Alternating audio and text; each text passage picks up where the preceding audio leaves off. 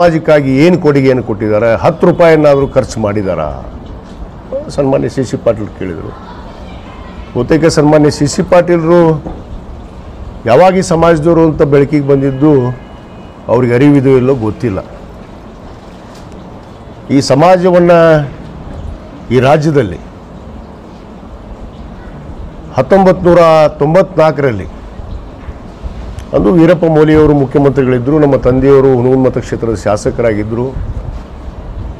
ಇಡೀ ರಾಜ್ಯಾದ್ಯಂತ ಒಂದು ಚಿಂತನೆ ನಡೀತಾ, ಲಿಂಗಾಯತ ಪಂಚಮಸಾಲಿ ಸಮಾಜ ಇವತ್ತು ಒಗ್ಗಟ್ಟಾಗಬೇಕು, ಸಂಘಟಿತರಾಗಬೇಕು. ಇವತ್ತು ಸಮಾಜಕ್ಕೆ ಕೃಷಿಯನ್ನೇ ಅವಲಂಬಿತ ಅಂತ ನಾವು ಲಿಂಗಾಯತ ಪಂಚಮಸಾಲಿ ಜನಾಂಗ ಅವರಿಗೆ ಮೀಸಲಾತಿಯನ್ನು ಕೊಡಿಸಿದರೆ ರೈತರ ಮಕ್ಕಳಿಗೆ, ಇವತ್ತು ನಮ್ಮ ಬಡ ಕುಟುಂಬಗಳಿಗೆ ಇವತ್ತೇನು ಉದ್ಯೋಗಕ್ಕಾಗಿ, ಶಿಕ್ಷಣಕ್ಕಾಗಿ ಅಂದಿನಿಂದ 94ರಿಂದನೂ ಕೂಡ ನಮ್ಮ ಬೇಡಿಕೆ ಒಂದೇ ಇದೆ. ನಮಗೆ ರಾಜಕೀಯವಾಗಿ ನಮಗೆ ಮೀಸಲಾತಿ ಬೇಡ.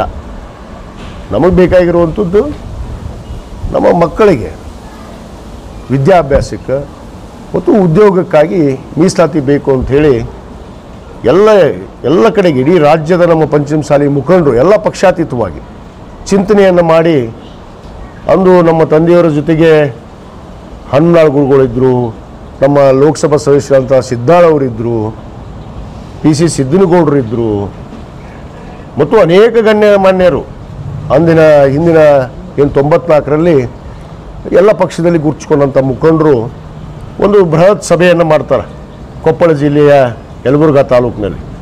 ಸುಮಾರು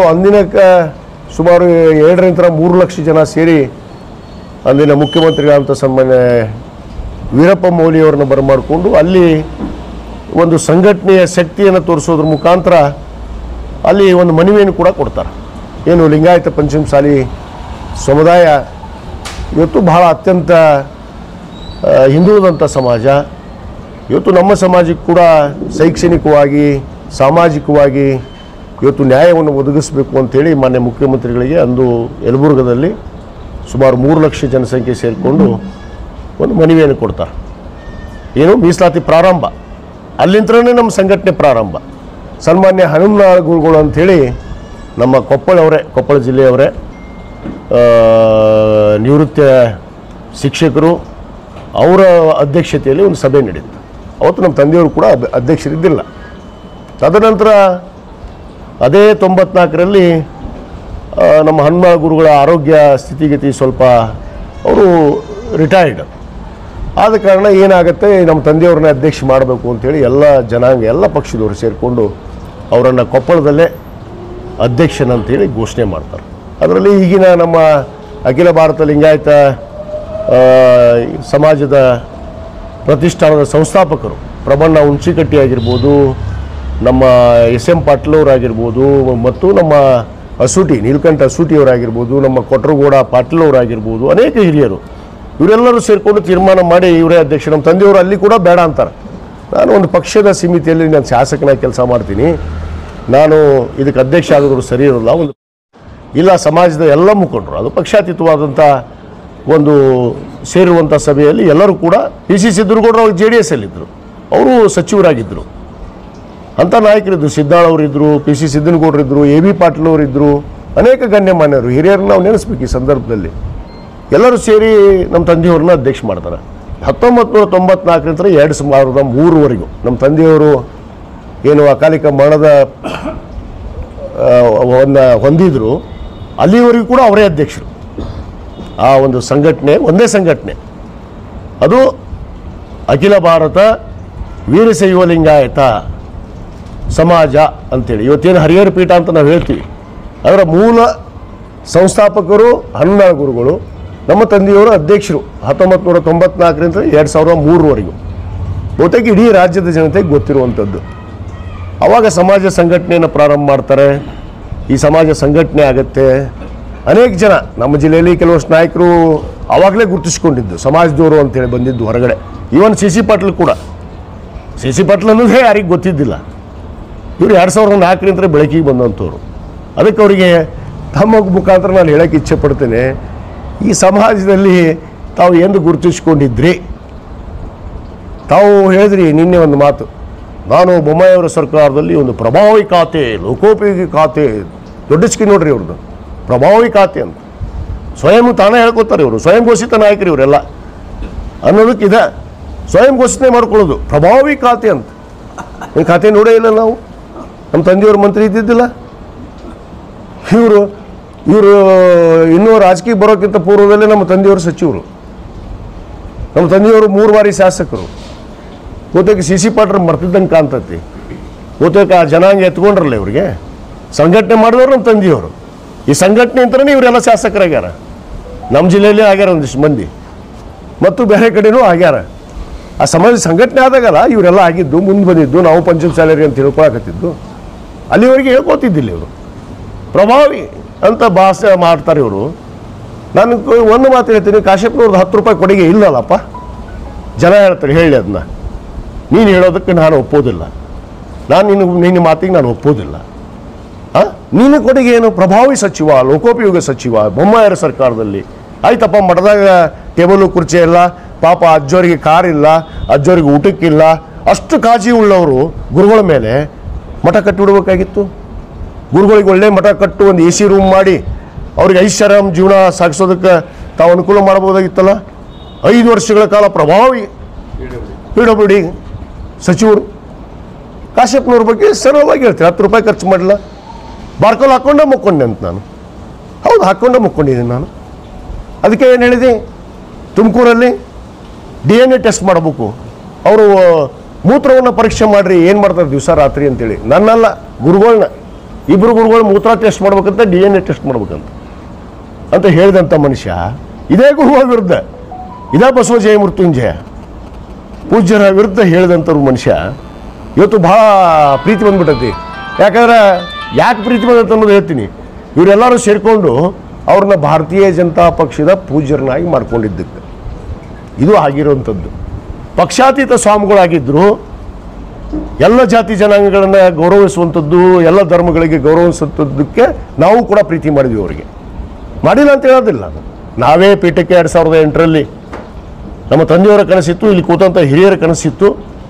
ಇವರೆಲ್ಲರ ಒಂದು ನೇತೃತ್ವದಲ್ಲಿ ಸಭೆ ನಡೆದಾಗ ನಾವೆಲ್ಲರೂ ನಿರ್ಧಾರ ಮಾಡಿದ್ವಿ. ನಮ್ಮ ಹುಣೂನ್ ಮತಕ್ಷವರು ಆಗಿರ್ಬೋದು, ಬಾಗಲಕೋಟೆ ಜಿಲ್ಲೆಯವರಾಗಿರ್ಬೋದು, ಬಿಜಾಪುರ ಜಿಲ್ಲೆ ಆಗಿರ್ಬೋದು, ಬೆಳಗಾವಿ ಜಿಲ್ಲೆಯವರು ಎಲ್ಲರೂ ಕೂಡ ಇಲ್ಲ ಕೂಡಲ ಸಂಗಮದಲ್ಲಿ ಏನು ವಿಶ್ವಗುರು ಅಣ್ಣ ಬಸವಣ್ಣನವರ ಒಂದು ಪವಿತ್ರವಾದ ಐಕ್ಯ ಭೂಮಿ, ಅಂಥ ತಪೋಭೂಮಿಯಲ್ಲಿ ನಮ್ಮ ಪೀಠ ಆದರೆ ಒಂದು ಗೌರವ ಇರುತ್ತೆ. ಅದರಲ್ಲಿ ಉತ್ತರ ಕರ್ನಾಟಕದಲ್ಲಿ ಸುಮಾರು 140 ಕ್ಷೇತ್ರಗಳಲ್ಲಿ ಏನು ನಿರ್ಣಾಯಕದ ಹಂತದಲ್ಲಿ ಇರುವಂಥ ಪಂಚಮಸಾಲಿಗಳು, ಅದಕ್ಕೆ ಇಲ್ಲಿ ಪೀಠ ಇದ್ದರೆ ಸರಿಯಾಗುತ್ತೆ ಅನ್ನೋ ಒಂದು ಉದ್ದೇಶದಿಂದ ಅವತ್ತು ನಮ್ಮ ತಂದೆಯವರು ಒಂದು ಸಂಕಲ್ಪ ಮಾಡಿದರು.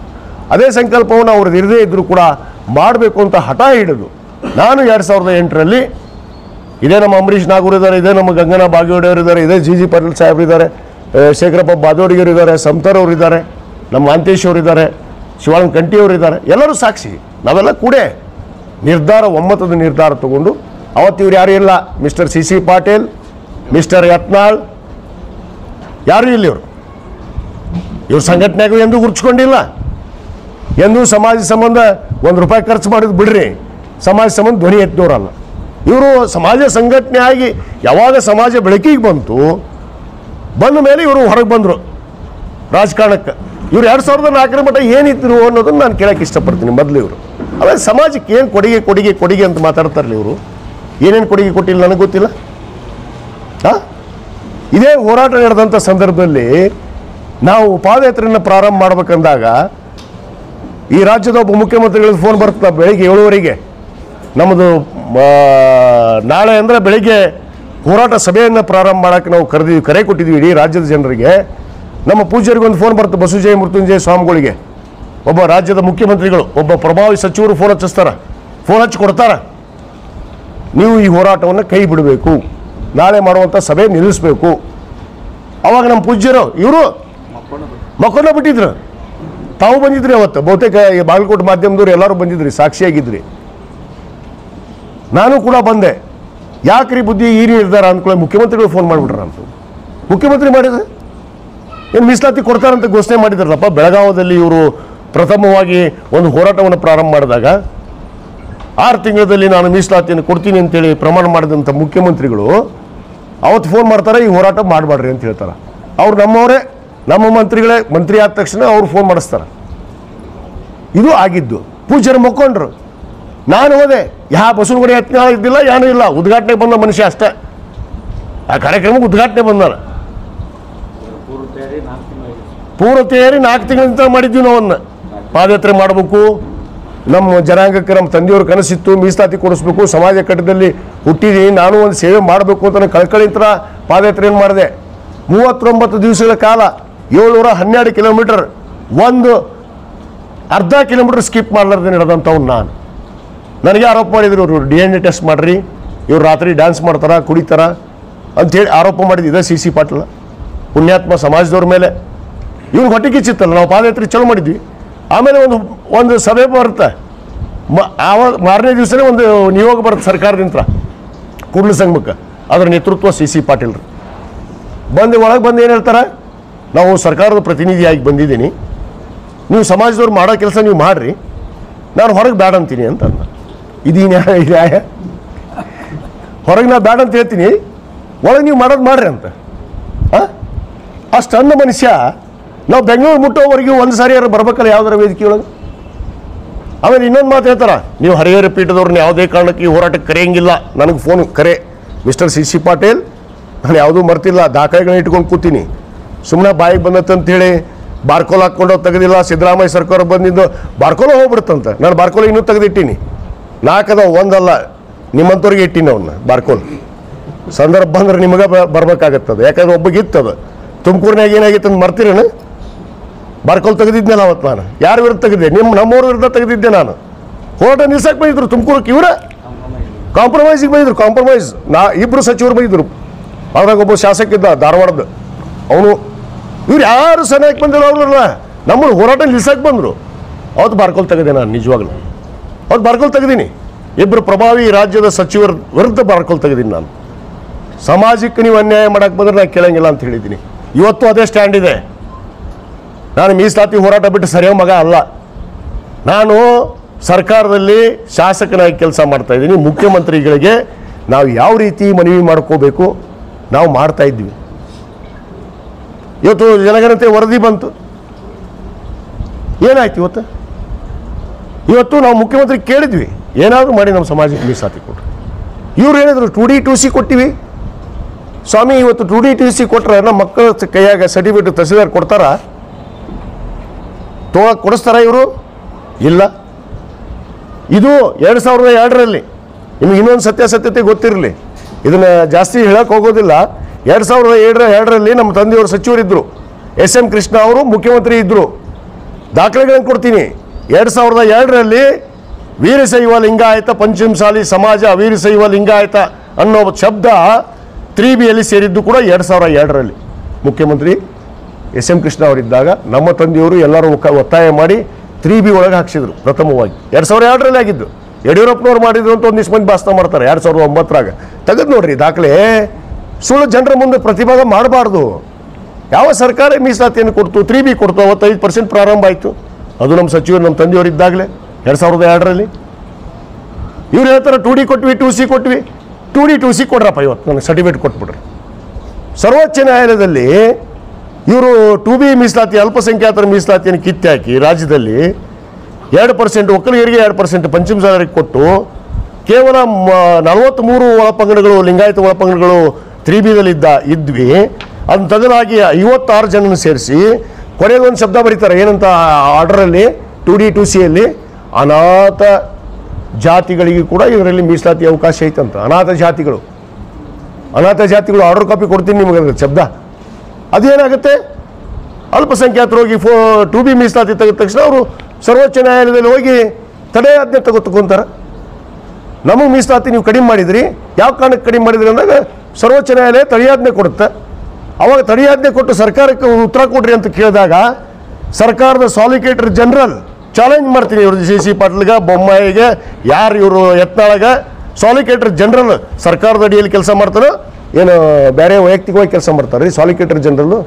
ಹಿಂಬರಬಾರ ಕೊಟ್ಟು ಬರ್ತಾರೆ ಸುಪ್ರೀಂ ಕೋರ್ಟಲ್ಲಿ. ಏನಂತ? ನಾವು 2B ಮೀಸಲಾತಿಗೆ ಯಾವುದೇ ತೊಂದರೆಯನ್ನು ಮಾಡೋದಿಲ್ಲ ನಮ್ಮ ರಾಜ್ಯ ಸರ್ಕಾರ. ಅವ್ರಿಗೆ ಕೊಟ್ಟಂಥ ಮೀಸಲಾತಿ 2Bಯನ್ನು ಯಥಾಸ್ಥಿತಿಯಾಗಿ ಕಾಪಾಡ್ಕೋತೀವಿ ಅಂತ ಹಿಂಬರ ಕೊಟ್ಟು ಬಂದಾರ. ಯಾರು ಅವರೊಬ್ಬರು ನ್ಯಾಯಾಲಯಕ್ಕೆ ತಡೆಯಾಜ್ಞೆ ತಂದ ಮೇಲೆ ಇವ್ರು ಹೋಗಿ ಹಿಂಬರ ಬರ್ದು ಕೊಟ್ಬಿಡ್ತಾರೆ. ಹಿಂಬರ ಕೊಟ್ಟ ಮೇಲೆ ಇವ್ರು ಮೀಸಲಾತಿ ಕೊಟ್ಟಂಥದ್ದು 2D 2C ಬಂತ, ಇವ್ರು ಸರ್ಕಾರ ಅದು ರದ್ದು ಮಾಡಿದಂತ ಆಯ್ತಲ್ಲ, ಯಥಾಸ್ಥಿತಿಯನ್ನು ಕಾಪಾಡ್ಕೊಂತೀವಿ ಬರೆದು ಕೊಟ್ಟ ಮೇಲೆ 2D 2C ಬರೋದಿಲ್ಲಿ. ಇವತ್ತು ಕೂಡ ತಡೆಯಾಜ್ಞೆ ಇದೆ. ನಮ್ಮ ಮಾನ್ಯ ಮುಖ್ಯಮಂತ್ರಿಗಳು 3 ಬಾರಿ ನಮಗೆ ಅವಕಾಶ ಕೊಟ್ಟರು. ಇದೇ ಯತ್ನಾಳ್ ಇದ್ರು, ಅನೇಕ ಮುಖಂಡರಿದ್ರು, ನಾವೆಲ್ಲ ಹೋಗಿದ್ವಿ. ಕಡಾಡಿ ಇದ್ರು, ರಾಜ್ಯಸಭಾ ಸದಸ್ಯರು ಕೂಡ ಬಂದಿದ್ರು, HS ಶಿವಶಂಕರ್ ಇದ್ರು, ಅರವಿಂದ್ ಬೆಲ್ಲದ್ ಇದ್ರು, ಎಲ್ಲರೂ ಬಂದಿದ್ರು. ಇವರು ಬಂದು ಮುಖ್ಯಮಂತ್ರಿಗಳು ಕರೆದು, ನಿಯೋಗವನ್ನು ಕರೆದು 1.5 ತಾಸು ಚರ್ಚೆ ಮಾಡಿದರು. ಸಾಧಕ ಬಾಧಕ ಚರ್ಚೆ ಮಾಡೋಣ, ಕಾನೂನಿನ ಅಡಿಯಲ್ಲಿ ಏನು ಅವಶ್ಯಕ ಆಗತ್ತೆ ಅನ್ನೋದನ್ನು ಸತ್ಯಾಸತ್ಯತೆ ಮಾತಾಡಬೇಕು. ಬೊಮ್ಮಾಯರು ಮಾಡಿದ ತಪ್ಪನ್ನು ನಾವು ಮಾಡಲ್ಲ ಅಂತ ಮಾನ್ಯ ಮುಖ್ಯ ಸಿದ್ದರಾಮಯ್ಯವರು ಹೇಳಿದರು. ನಾನು ಇದ್ದೀನಿ ಆ ಸಭೆದೊಳಗೆ, ವಿನಯ್ ಕುಲಕರ್ಣಿ ಇದ್ದಾರ, ಲಕ್ಷ್ಮೀ ಹೆಬ್ಬಾಳ್ಕರ್ ಅದಾರ, ಎಲ್ಲರೂ ಇದ್ವಿ. ಅವತ್ತು ಚರ್ಚೆ ಆದಾಗ ಅವ್ರು ಹೇಳ್ತಾರೆ, ಹಿಂದುಳಿದ ವರ್ಗ ಆಯೋಗ ಅನ್ನೋದು ಒಂದಿದೆ ನಮ್ಮ ರಾಜ್ಯದಲ್ಲಿ. ಯಾವುದೇ ಮೀಸಲಾತಿಯನ್ನು ಕೊಡಬೇಕಾದ್ರೆ ಕಾನೂನಿನಲ್ಲಿ ಏನಿದೆ, ಹಿಂದುಳಿದ ವರ್ಗದ ಆಯೋಗದ ವರದಿ ಬಹಳ ಮುಖ್ಯ. ಹಿಂದುಳಿದ ವರ್ಗದ ಆಯೋಗದ ವರದಿ ಇಲ್ಲಾರ್ದೆ ಯಾವುದೇ ಮೀಸಲಾತಿಯನ್ನು ಕೊಡಕ್ಕೆ ಬರೋದೇ ಇಲ್ಲ, ಯಾರಿಗೂ ಮೀಸಲಾತಿನ ಕೊಡೋಕ್ಕಾಗೋದಿಲ್ಲ. ಆ ಹಿಂದುಳಿದ ವರ್ಗದ ಆಯೋಗದ ವರದಿಯನ್ನು ನಾವು ಪೂಜ್ಯರು, ಹರಿಹರ ಪೀಠ ಸ್ವಾಮಿಗಳು, ನಾವು ಎಲ್ಲರೂ ಕೂಡಿ ಹಿರಿಯರು ಹೋಗಿ ನಾವು ವಾದವನ್ನು ಮಂಡಿಸಿ ಹಿಂದುಳಿದ ವರ್ಗದ ಆಯೋಗದ ಅಧ್ಯಕ್ಷರಾದಂಥ ಜಯಪ್ರಕಾಶ್ ಹೆಗಡೆ ಅವ್ರ ಮುಂದೆ ನಾವು ಮನ್ನಣೆ ಮಾಡಿದಾಗ ಅವರು ಸರ್ವೆಯನ್ನು ಪ್ರಾರಂಭ ಮಾಡ್ತಾರೆ. ಸರ್ವೆ ಪ್ರಾರಂಭ ಮಾಡಿದರು. ಸರ್ವೆ ಪ್ರಾರಂಭ ಮಾಡಿ ಎಷ್ಟು ಜಿಲ್ಲೆ ಮಾಡಿದರು? 22 ಜಿಲ್ಲೆಯನ್ನು ಸರ್ವೆ ಮಾಡ್ತಾರೆ. ಇನ್ನೂ 12 ಜಿಲ್ಲೆ ಮಾಡಬೇಕಾಗಿತ್ತು. ಮಾಡದೆ ಏನು ಮಾಡಿದರು, ಚುನಾವಣೆ ಬಂತು ಅಂಥೇಳಿ ತಾರಾತುರಿಯಲ್ಲಿ ಬೊಮ್ಮಾಯಿಯವರು, ಸನ್ಮಾನ್ಯ ಬಸವರಾಜ ಬೊಮ್ಮಾಯಿಯವರು ತಾರಾತುರಿಯಲ್ಲಿ ಅವರಿಗೆ ವರದಿ ಕೇಳ್ತಾರೆ ಹಿಂದುಳಿದ ವರ್ಗದ ಆಯೋಗದ. ಅವರೇನು ಒಪ್ಪಿಸ್ತಾರೆ?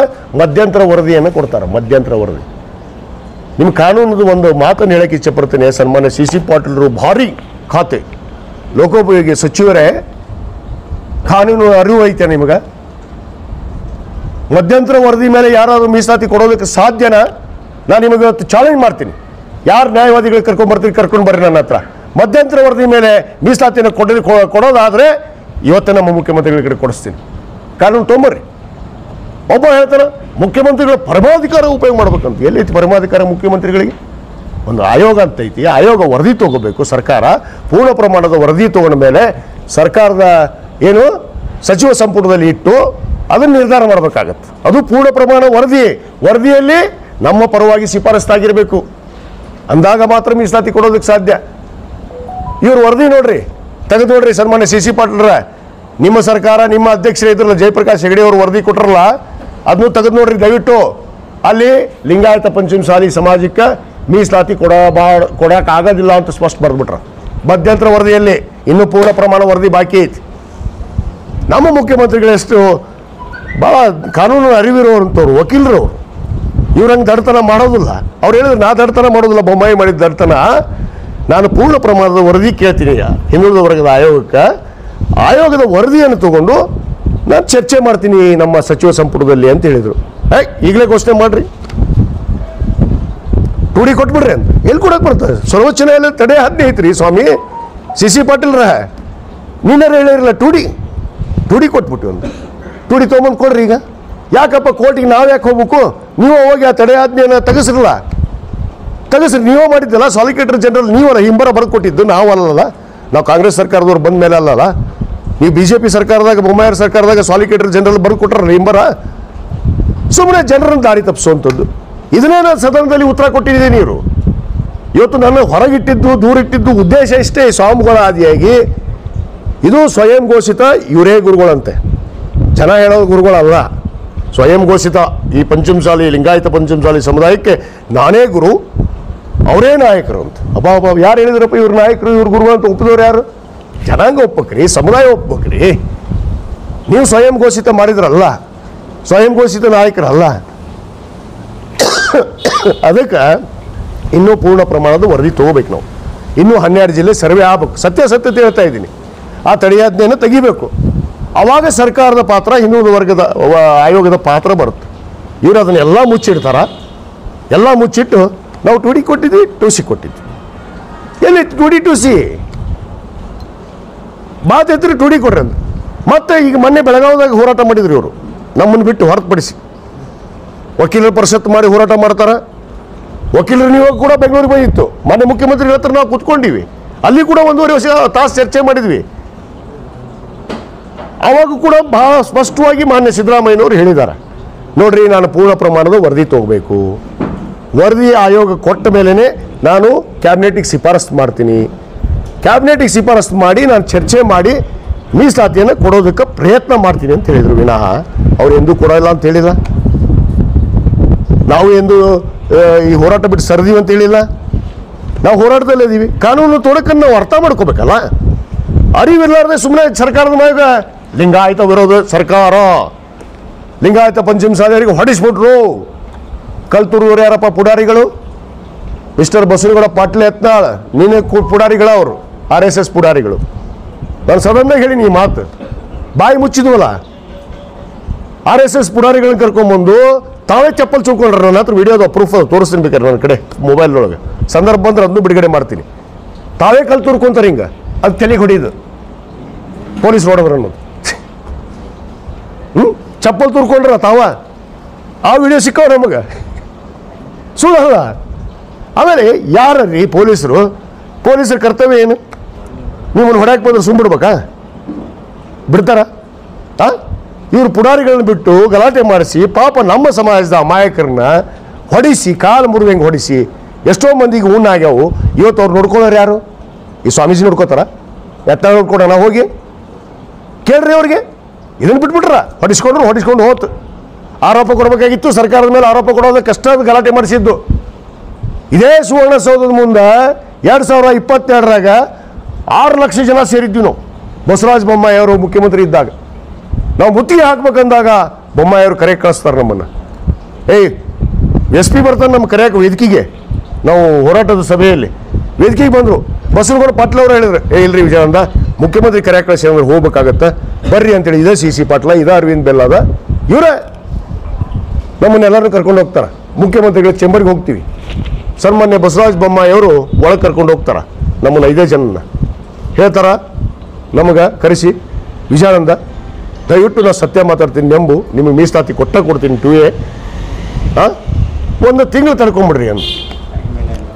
ಇಲ್ಲ ಆಗೋದಿಲ್ಲ, ಇವತ್ತೊಂದು ನಿರ್ಧಾರ ಆದ್ರೆ ನಾವು ಒಪ್ಕೋತೀವಿ, ಇಲ್ಲಾಂದ್ರೆ ನಮ್ದು ಮುತ್ತಿಗೆ ಹಾಕೋರು ನಾವು ಅಂದ್ವಿ ನಾವು. ಅವಾಗ ಇವ್ರು ಹೇಳಿದ ಮಾತೇನ್ರಿ? ತಾಯಿ ಮೇಲೆ ಪ್ರಮಾಣ. ನಾನು ಸಾಕ್ಷಿ ಇದ್ದೀನಿ ರೀ. ಮಿಸ್ಟರ್ CC ಪಾಟೀಲ್ ಸರ್ಕಾರದ ಕೊಂಡೆ ಆಗಿದ್ನಂತೀವ. ಕೊಂಡೆ ಕ್ಯಾಂಡ ಏನು ಮಾತಾಡ್ತೀನಿ ನೀನು? ಬಾರ್ಕೋಲ್ ಎಲ್ಲಿ ಹೋತು ಅಂದ. ಬಾರ್ಕೋಲ್ ಇನ್ನೂ ಇಟ್ಟಿನ ಬಾ, ನನ್ನ ಮನೆಯಾಗ ನಿಮ್ಗೆ ಇಟ್ಟಿನ ಕೊಡ್ತೀನಿ ಬೇಕಾರೆ. ಬಾರ್ಕೋಲ್ ತೊಗೊಂಡು ಬಕ್ಕೊಂಡಂತ ನಾನು. ಮಿಸ್ಟರ್ ನಿಮಗೆ ತಾಕತ್ತಿಲ್ಲ, ಪೀಠದ ಬಗ್ಗೆ ಗುರುಗಳ ಬಗ್ಗೆ ಇಷ್ಟು ಕಾಳಜಿ ಇದ್ದವರು ಮತ್ತೆ ಹೇಳ್ತಾರೆ ಇವರು ಪರ್ಯಾಯ ಪೀಠ ಮಾಡ್ತೀವಿ ಅಂತ. ಮತ್ತೆ ಇನ್ನೊಂದು ಬಂದಾರ ಈಗ ಹೊಸದು ಮಾಡ್ಕೋರಿ, ನಿಮ್ಗೆ ಯಾರು ಬೇಡ ಅಂದಾರ? ನಮ್ಮದು ಒಂದು ಸಮಾಜದ ಟ್ರಸ್ಟ್ ಐತಿ, ಒಂದು ಟ್ರಸ್ಟ್ ಅಡಿಯಲ್ಲಿ ರಿಜಿಸ್ಟ್ರೇಷನ್ ಆಗೈತಿ, ಅದಕ್ಕೆ ಗುರುಗಳು ಒಂದು ಸ್ಥಾನ ಕೊಟ್ಟಿವಿ. ಗುರುಗಳು ಹೇಗಿರಬೇಕು ಅನ್ನೋದು ಅಲ್ಲಿ ಶಿಷ್ಟಾಚಾರವನ್ನು ಬರೆದಿದ್ದೀವಿ, ಬಾಯ್ಲಾ ಬರೆದಿದ್ದೀವಿ. ಯಾರೇ ಆ ಶಿಷ್ಟಾಚಾರವನ್ನು ಉಲ್ಲಂಘನೆ ಮಾಡಿದರೆ ಅವ್ರ ವಿರುದ್ಧ ಕ್ರಮ ತಗೊಳ್ಳೋಕೆ ಅಧಿಕಾರ ಐತಲ್ಲ. ಅದನ್ನು ನಾವು ನೀನು ಹುಬ್ಬಳ್ಳಿಯಲ್ಲಿ ನಮ್ಮ ಏನು ಅಧ್ಯಕ್ಷರಾದಿಯಾಗಿ ಪ್ರಬನ್ನ ಹುಂಚಿಕಟ್ಟಿಯವರು, ನಮ್ಮ ಅಸೂಟಿಯವರು, ಎಲ್ಲ ಸಮಾಜದ ಮುಖಂಡರು ಸೇರಿ ಅಲ್ಲಿ ನಿರಾಣಿಯವರು ಕೂಡ ಬಂದಿದ್ದರು. ಎಲ್ಲರೂ ಕೂಡ ಚರ್ಚೆ ಮಾಡಿದ್ದೀವಿ. ಅದ್ರ ನಿರ್ಧಾರ ಮತ್ತೆ 22ಕ್ಕೆ ನಾವು ಒಂದು ಮೀಟಿಂಗನ್ನು ಕರೆದಿದ್ದೀವಿ ರಾಜ್ಯದಲ್ಲಿ, ಹುಬ್ಬಳ್ಳಿಯಲ್ಲೇ ಕರೆದಿದ್ವಿ. 22ಕ್ಕೆ ನಮ್ಮ ಪ್ರಮುಖರ ಮೀಟಿಂಗ್ ಆಗುತ್ತೆ. ಎಲ್ಲ ಜನಪ್ರತಿನಿಧಿಗಳ ಸಭೆ ಕರೆದಿದ್ದೀವಿ. ಎಲ್ಲ ಜನಪ್ರತಿನಿಧಿಗಳಿಗೂ ಈ ತಮ್ಮ ಮುಖಾಂತರ ಆಹ್ವಾನ ಕೊಡ್ತೀನಿ. ಯಾರು ಸಮಾಜದಲ್ಲಿ ಗುರುತಿಸ್ಕೊಂಡಂಥವ್ರು, ಸಮಾಜದಲ್ಲಿ ಮುಂಚೂಣಿಯಲ್ಲಿ ಇರೋರು, ಸಮಾಜ ಸಂಘಟನೆ ಬಗ್ಗೆ ಕಾಳಜಿ ಇರುವಂಥವ್ರು ಬರ್ರಿ, ನೀವು ಬರ್ರಿ. CC ಪಾಟೀಲ್ರ ಉತ್ತರ ಕೊಡು ಬರ್ರಿ ಅಲ್ಲಿ. ಸುಮ್ಮನೆ ಎಲ್ಲ ಒಂದು ಕಡೆ ಪ್ರೆಸ್ ಮೀಟ್ ಮಾಡಿ ಹಿಟ್ ಆ್ಯಂಡ್ ರನ್ ಮಾಡೋದು ನನಗೂ ಗೊತ್ತೈತಿ. ಹಿಟ್ ಆ್ಯಂಡ್ ರನ್ ಮನುಷ್ಯರಲ್ಲ ನಾವು. ಏನಿದ್ರು ಸತ್ಯಾಸತ್ಯತೆ ಬರಲಿ ಹೊರಗೆ. ಯಾರು ಏನು ಮಾಡಿದ್ರು ಅನ್ನೋದು ಈ ರಾಜ್ಯದ ಜನತೆಗೆ, ಸಮುದಾಯಕ್ಕೆ ತಿಳಿಬೇಕು. ಸಮುದಾಯದ ಜನ ನೋಡ್ತಾ ಇದ್ದಾರೆ, ನಿಮ್ಮನ್ನು ನೋಡ್ಯಾರಪ್ಪ. ಅದಕ್ಕೆ ನಿಮ್ಮ ಸರ್ಕಾರ ಮನೆಯಾಗ ಕುಂದ್ರಿಸ್ಯಾರಪ್ಪ. ಬಸವರಾಜ ಬೊಮ್ಮಾಯಿ ಅವರು, ಯಡಿಯೂರಪ್ಪನವರು ಸುಳ್ಳು ಹೇಳಿದ್ದಕ್ಕೆ ಇವತ್ತು ಸರ್ಕಾರ ಮನೆಯಾಗ ಕೂತೈತಪ್ಪ. ಮಿಸ್ಟರ್ CC ಪಾಟೀಲ್ ಅಚಾನಕ್ ಗೆದ್ದಿ ಅಟ್ಟ ಮತ್ತೆ ಬರ್ತಾವೆ ಚುನಾವಣೆ 28ಕ್ಕೆ. ಅದಕ್ಕೆ ನಾನು ತಯಾರಿದ್ದೀನಿ, ನೀನು ತಯಾರಾಗ ನೋಡೋಣ. ಅದು ಶಕ್ತಿ ಸಮುದಾಯದವರು ಉತ್ತರ ಕೊಡ್ತಾರೆ. ಅದಕ್ಕೆ ಸಮುದಾಯ ಜನ ಮುಂದೆ ಎಲ್ಲ ಮುಚ್ಚಿಟ್ಟು ಬಾರ್ಕೋಲ್ ಹಾಕ್ಕೊಂಡು ಮುಕ್ಕೊಂಡಿದ್ದ. ನೀನೇನು ಮಾಡಿದಪ್ಪ? ಹೋರಾಟಕ್ಕೆ ಬಂದೇನು? ನೀನು ಹೇಳಿದಲ್ಲೇ ನಮಗೆ ಬಂದು ಕುಳು ಸಮುದಾಯ ಇಲ್ಲ ನೀವು ಮಾಡಂಗೆ ಮಾಡ್ರಿ, ನಾವು ಹಿಂದೆ ಹೊರಗೆ ಬೇಡ ಅಂತೀವಿ ಅಂತ. ಆಮೇಲೆ ಇತ್ತಾಗ ಸಾಪು ಅತ್ತಾಗ ಸಾಪು ಇದ ಅಷ್ಟು ಕಾಜಿ ಇದ್ದದ್ದು ಪ್ರಭಾವಿ ಲೋಕೋಪಯೋಗ ಸಚಿವ ಈ ರಾಜ್ಯದ ಖಾತೆಯಲ್ಲಿ. ಮತ್ತು ಮಠ ಕಟ್ಟಿಬಿಡ್ಬೇಕಾಗಿತ್ತರಪ್ಪ, ಮಠ ಕಟ್ಟಿಲ್ಲ, ಹಾಸಿಗಿಲ್ಲ, ಕುರ್ಚಿ ಇಲ್ಲ, ಸ್ವಾಮಿಗಳಿಗೆ ಕಾರ್ ಇಲ್ಲ, ಮತ್ತು ಕೊಡಿಸ್ಬೇಕಾಗಿತ್ತು ರೀ ಪ್ರಭಾವಿ ಸಚಿವರ. ಯಾಕ್ರಿ ಪೀಠ ಅಭಿವೃದ್ಧಿ ಮಾಡಲಿಲ್ಲ ನೀವೆಲ್ಲರೂ ಸೇರಿಕೊಂಡು? ನೀವು ಅಧಿಕಾರದಾಗಿದ್ದೀರಲ್ಲಪ್ಪ, ಹೋಗಿ ನಾವು ಮಾಜಿ ಆಗಿದ್ವಪ್ಪ, ನಮ್ಮ ಕಡೆ ರೊಕ್ಕ ಇಲ್ಲಪ್ಪ, ನಿಮ್ಮ ಕಡೆ ಎಲ್ಲ ಇತ್ತಲ್ಲಪ್ಪ, ಮಾಡಬೇಕಾಗಿತ್ತಲ್ಲ, ಕಟ್ಟಬೇಕಾಗಿತ್ತು ಮಠ ಚಂದಾಗ, ಗುರುಗಳಿಗೆ ಐಶ್ವರ್ಯ ರೂಮ್ ಮಾಡಿಕೊಡ್ಬೇಕಾಗಿತ್ತು. ಅದಕ್ಕೆ ಇವನ್ನೆಲ್ಲ ಬಿಡ್ರಿ, ಆರೋಪ ಹೊರಿಸೋದು. ಒಬ್ರು ಹಿಂಗೆ ಅಂತಾರಿ, ಒಬ್ರು ಹಂಗೆ ಅಂತಾರ. ಅವ ಸ್ವಯಂ ಘೋಷಿತ ಒಬ್ಬ ಮುಖ್ಯಮಂತ್ರಿ ಅಂತಾನ, ನಾನೇ ಮುಖ್ಯಮಂತ್ರಿ ಅವ ಮುಂದಿನದಂತ. ಇವನು ಏನು ನೆಲೆ ಐತ್ರಿ? ಒಂದು ಪಕ್ಷ, ದೊಡ್ಡ ಪಕ್ಷ ಇವತ್ತು ಪಕ್ಷದಿಂದ ಹೊರಗೆ ಹಾಕೈತಿ, ಹೊರಗೆ ಹಾಕಿದ್ರೆ ಇವರು ಮುಖ್ಯಮಂತ್ರಿ ಆಗ್ತಾರಂತ. ಇಂಥವ್ರು ಎಷ್ಟು ಬಂದು ಹೋಗಿಲ್ರಿ ಇಂಥವ್ರು ಬಾಯಮ್ಮನ್ನು ಹಾಕ್ಕೊಂಡು. ಎಷ್ಟು ಮುಖ್ಯಮಂತ್ರಿ ಆದಂಥವ್ರು ಹೋಗ್ಯಾರ. ಇವ ಯಾಗಿಡೋದು ತಪ್ಪಲ್ರಿ? ಸ್ವಯಂ ಘೋಷಿತ ನಾಯಕ, ಸ್ವಯಂ ಘೋಷಿತ ಮುಖ್ಯಮಂತ್ರಿ, ಸ್ವಯಂ ಘೋಷಿತ ಗುರುಗಳು, ನಿಮ್ಮನ್ನು ಘೋಷಣೆ ಮಾಡಕ್ಕೆ ಕೂತೀವ ನಾವು ದೊಡ್ಡ್ರ? ಯಾರೇ ತಪ್ಪು ಮಾಡಿದ್ರು ಕೂಡ ತಪ್ಪೇ. ಅದು ಗುರುಗಳು ಇರ್ಬೋದು, ಯಾರೇ ಜನ ಇರ್ಬೋದು, ನಾವು ಇರ್ಬೋದು. ತಪ್ಪು ಮಾಡಿದವರಿಗೆ ಅದು ಸಮಾಜ ಚಿಂತನೆ ಮಾಡುತ್ತೆ. ಸಮಾಜ ಏನು ನಿರ್ಧಾರ ಮಾಡ್ಬೇಕು 22ಕ್ಕೆ ನಾವು ನಿರ್ಧಾರ ಮಾಡ್ತೀವಿ. ನಿರ್ಧಾರ ಮಾಡಿ ಮುಂದಿನ ನಡೆ ತೋರಿಸ್ತೀವಿ, ಹೇಳ್ತೀವಿ ನಾವು. ಧನ್ಯವಾದಗಳು.